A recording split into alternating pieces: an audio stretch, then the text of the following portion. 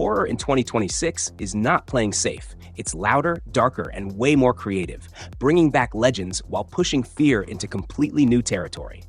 Let's get into it. No. 5. Scream 7, 2026, directed by Christopher Landon. Ghostface isn't just back. He feels smarter, meaner, and more unpredictable than ever.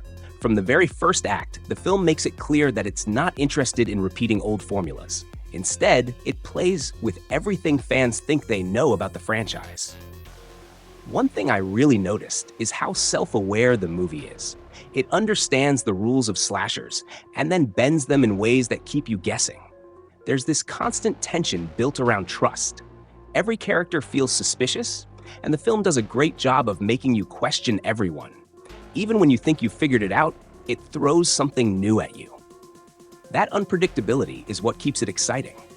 The pacing is tight, rarely giving you time to relax, and when it does slow down, it's only to build even more suspense. What stands out the most for me is how it balances nostalgia with innovation. Longtime fans will appreciate the callbacks, but new viewers won't feel lost. It respects its roots while still trying something fresh, and that's not easy to pull off. The horror itself leans more into tension than just shock. Yes, there are brutal moments, but it's the anticipation that really gets you. By the time it reaches the final act, everything comes together in a way that feels satisfying and intense. It reminds you why Scream has stayed relevant for so long. It evolves without losing its identity. No. 4. Ready or Not 2, Here I Come, 2026.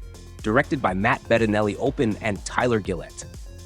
This sequel doesn't just continue the story, it expands it in ways that feel bigger and more chaotic. The deadly game concept returns, but this time it's more intense, more unpredictable, and honestly more fun to watch. What I really like here is how the film doesn't take itself too seriously, yet still manages to be genuinely tense. The blend of horror and dark humor is handled really well. You'll find yourself laughing at certain moments, only to immediately feel the tension creep back in. That contrast keeps the experience engaging from start to finish. It's not just about surviving anymore, it's about how far the characters are willing to go. The pacing is another strong point. The film moves quickly, but it never feels rushed. Every scene adds something, whether it's character development or building suspense. And speaking of characters, they feel more layered this time around. You get a better sense of their motivations, which makes the stakes feel higher. One thing that stood out to me is how creative the scenarios are. The film constantly puts its characters in situations that feel fresh and unpredictable. You're never quite sure what's going to happen next, and that uncertainty is what keeps you hooked. By the end, it leaves you feeling entertained, but also slightly unsettled. It's the kind of movie you can watch with friends and still have something to talk about afterward. No. 3. Faces of Death, 2026, directed by Isa Maze. This is easily the most controversial film on the list, and for good reason. It doesn't aim to entertain in the traditional sense. Instead, it focuses on creating discomfort and making you question what you're watching.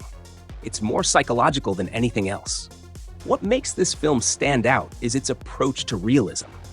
It avoids exaggerated horror tropes and instead presents things in a way that feels disturbingly real. That's what makes it difficult to watch at times. There's a rawness to it that you don't see often in mainstream horror. Personally, I think this is one of those films that will divide audiences. Some people will appreciate its boldness and the way it challenges expectations, while others might find it too intense.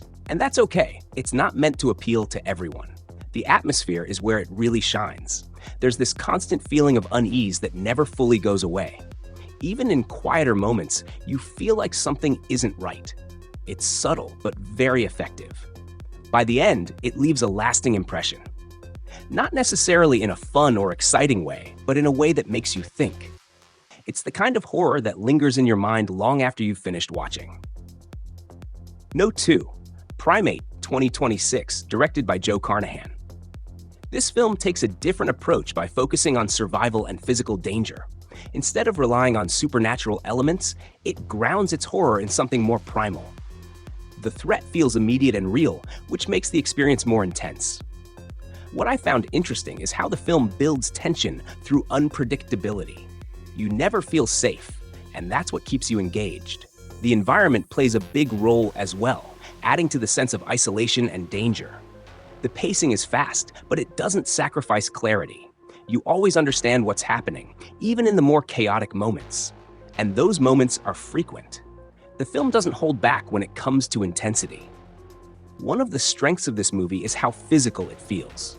You can almost feel the exhaustion and fear of the characters. It's not just about watching, it's about experiencing that tension alongside them. It's not trying to be overly complex. Instead, it focuses on delivering a straightforward but effective horror experience. And sometimes, that's exactly what you need. No One. The Strangers, Chapter 2, 2026, directed by Rennie Harlin. This film proves that simplicity can be incredibly effective in horror. There's no need for elaborate setups or complicated plots. The fear comes from the situation itself, being watched, being hunted, and not knowing why. What makes this film so unsettling is its realism. It feels like something that could actually happen, which makes it more frightening than many supernatural stories. The tension builds slowly, drawing you in before things start to escalate. I really appreciate how patient the film is. It doesn't rush into action. Instead, it takes its time to build atmosphere and create a sense of dread. And when things do happen, they feel earned. The use of silence is also very effective. Sometimes what you don't hear is just as important as what you do. It keeps you on edge, constantly waiting for something to break the silence. By the end, it leaves you feeling uneasy. It's not about big scares. It's about that lingering fear that stays with you. The kind that makes you think twice before turning off the lights. Looking at all 5 of these films, what really stands out is the variety. Each one offers a completely different experience. You've got the clever, self-aware horror of Scream 7, the chaotic fun of Ready or Not 2, the psychological intensity of Faces of Death, the raw survival tension of Primate, and the grounded fear of The Strangers Chapter 2. That diversity is what makes 2026 such an exciting year for horror. It shows that the genre isn't limited to one style or formula. It can be fun, disturbing, intense, or even thought-provoking. If I had to recommend one, it really depends on what you're looking for. If you want something entertaining and clever, go with Scream 7. If you want a mix of humor and horror, Ready or Not 2 is a great choice. If you're in the mood for something deeper and more unsettling, Faces of Death stands out. For pure adrenaline, Primate delivers. And if you want something that feels real and genuinely scary, The Strangers, Chapter 2 is the way to go. Horror continues to evolve, and these films are proof of that. They push boundaries, experiment with new ideas, and keep audiences engaged in different ways. If you enjoyed this list, subscribe for more horror content, drop your favorite below, and tell me which movie scared you the most this year.